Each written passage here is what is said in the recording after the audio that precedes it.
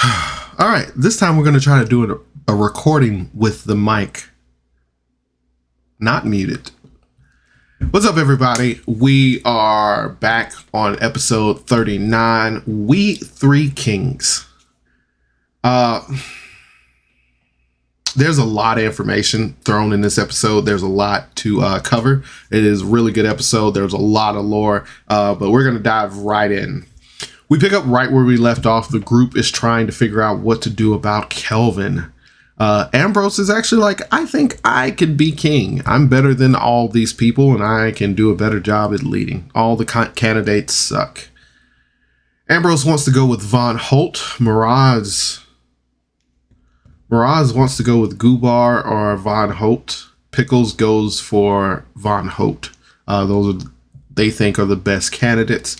Nobody else says they're candidates. I think Adalia, I don't know who Adalia is for at this moment. Fyrric wants to go with 3 people. Nobody likes Bryce. Because, I mean, he's accepting deals from Kelvin and money laundering and stuff. So nobody likes Bryce. We learn a new term called grassroot. I've never heard of this term myself, so I'm with Ian. But apparently it means being nice to people and helping people and just being a good Samaritan, I guess. I guess it's pretty close to that guy has his feet to the street or something like that. He has his ear to the, I don't know. I don't know a lot of sayings, I guess. The idea of multiple rulers gets thrown around again. They debate about how to get to the right thing, the right idea. Like, they just kind of debate amongst each other about the idea of 3 rulers, the idea of which ruler, who can lead the best, who's the guy for the perfect job. They finally decide on proposing the 3 kings idea. And if it fails, they will go back on Von Holt. They head to the meeting place for the Golden Council, and they buff each other like walking into a final boss room. Like, I don't know what they was expecting here. A lot of persuasion checks, a lot of this and that, but they do buff each other, something serious. Kelvin is late. He's like brushing his teeth and stuff when he walks into the room. But they begin to pitch the idea of the 3 rulers. Now, Fyrric does a really good job pitching this pitch. Like, this man could be on Shark Tank, and I've never seen Shark Tank before, so I have no idea what that would be like. So I don't know why I said that. But Fyrric does a really good job of pitching this pitch. Fyrric uses words of terror to make Kelvin scared of a world without 3 kings, which I think was pretty cool. They did a good job of convincing the council. Kelvin's still a little shaky on the idea. They make up a prophecy about the 3 crowns, like right off the cuff. Like, they're like, I don't know, like the world will be better with 3 crowns. There's this some forgotten prophecy. But Kelvin gives in because they seem like a threat. They've used magic against him. They've persuaded him. I think Ambrose touched his crossbow at one point. Like, it just didn't seem safe. And I could see where a paranoid gnome would be like, all right, you win. So he gives in onto that. And just then, a guard walks in. And in walks TJ, Tyrell's new character. He is a knight of the Crystal Crown, Ravenna. He has been busy with dragon issues, some pharaoh issues. And they got news that the decay crystal was here, and they came back to get it. So TJ, Tyrell, is playing a new character. His name is Ravenna. He is the Knight of the Crystal Crown. He was apparently the Knights of the Crystal Crown are supposed to collect these crystals and keep them safe. Ravenna is in charge of the decay crystal.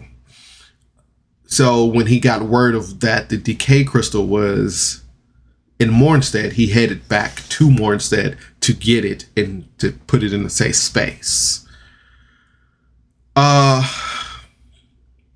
he was investigating who let Pharaoh out, why they let Pharaoh out, where is Pharaoh, stuff like that.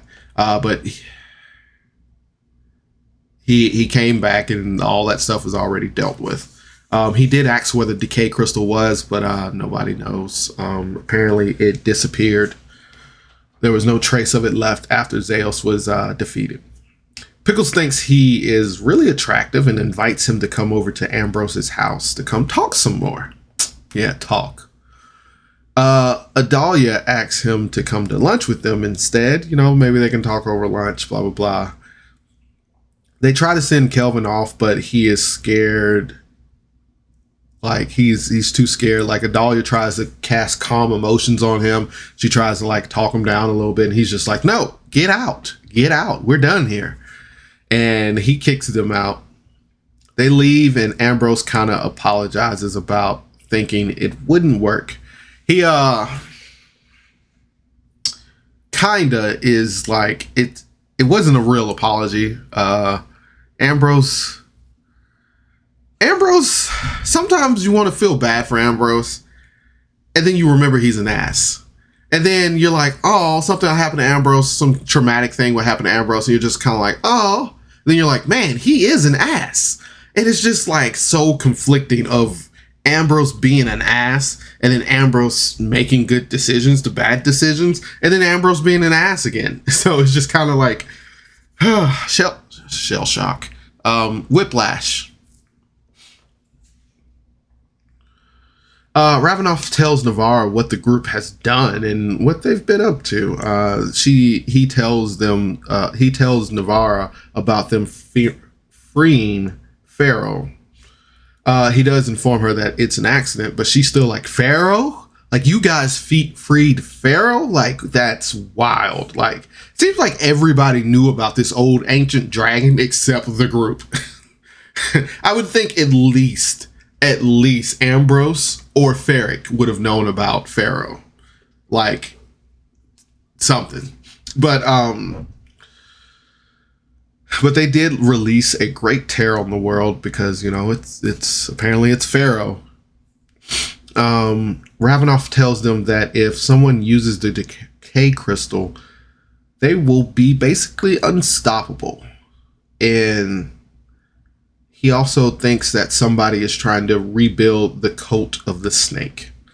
Now, I appreciate this right here because this goes back to what I thought was a side quest with Marcus and how he brought up that he was trying to stop the cult of the snake, his whole wife business.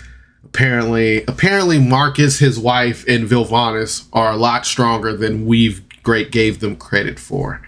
But they originally stopped the cult of the snake, which it's nice that you bring back up what we thought was a side quest to an actual plot line of the story. So that's great.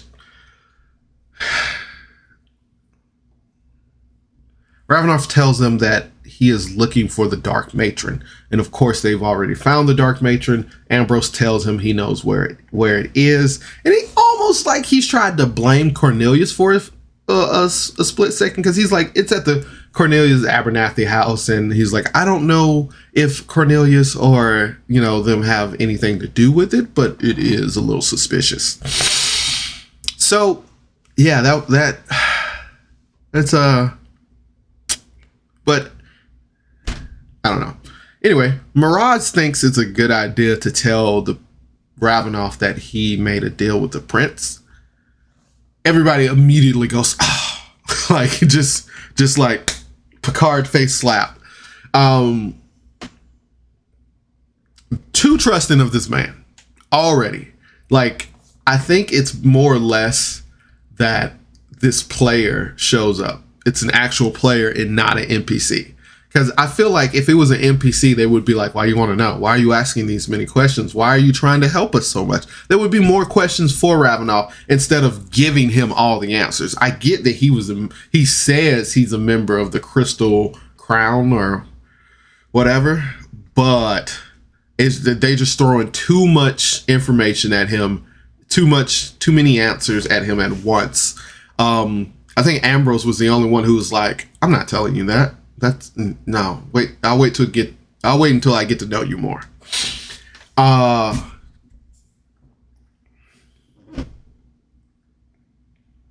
Ravenoff is thrown off by Miraz taking the prince deal. He's just like, why would you do that? Why ever? Why ever would you do that? They talk and debate about it a little bit, and they decide not to go after the Dark Matron right now because they don't have a way to stop her. They don't have a way to seal her. They don't have a way to kill her. So they're like, she's not hurting anyone where she is. She's been trapped there for however long. So let's just leave her there. Zeos is dead. So if he had anything to do with it, nothing to worry about. So they decide to just go press on to other issues. Ravenoff asks about Spunk, and Fyrric gets mad, upset. He starts speaking. I think I missed something here. I missed like a portion of conversation or something. But Fyrric walks off with Ambrose, and Ravenoff says he will stay with them. Seems like they're traveling along the same path and have the same goals in common. So he decides to stick with them for a while. And that's where the episode ends. Whew. This episode was a lot of information thrown at us. This episode was a lot of lore. I enjoyed it so much. It was the lore that wasn't like, I need a pen and paper. It was the lore like, oh man, that's what's connected to that. And we're finally getting answers on this. So it's just, it was a lot of good information. Great role play. I love the background music when Ravenoff walked in. TJ is a great role player. Austin with his off the riff cuff of the pitch of the Three Kings. It was all good. I will definitely give this episode a 9 out of 10. 9 hit dice out of 10. I enjoyed this so much. And that's all I have for you guys. Please like, comment, subscribe. Let me know what you want to hear. Oh yeah, by the way, the Homebrew's first episode of, I don't know the name of the show. The Homebrew has done campaign 2. I don't know if it takes place in the same world. I don't know if it I think it takes place in the same world, but it's with Cyberpunk. And God, I hate Cyberpunk. I hate Cyberpunk so much. I have trauma stories from Cyberpunk. We're gonna get into this later. We're not. But let me see if I can find it so I can tell everybody the name. I can't say that. Those are words I cannot pronounce, and we will come back to that later. But me and Faye are supposed to do that whole review. So we're going to do a weekly review along with Power Word Fell. And we're going to do a review on the Homebrew show. So be prepared for that. I don't know if we're going to do it this week because she's free on Tuesday. And that's 4th of July. And people have things to do. But I don't know. I might stay up 4th of July night, and when I get back, we might do it then. But the first episode is out, so I'm going to listen to that today or tomorrow, or but we're gonna do a review on it, and I'm excited that we can kick something off together. And that's all I got. Hey guys, thanks for tuning in to Miles TV. As always, we will see you next time. Bye.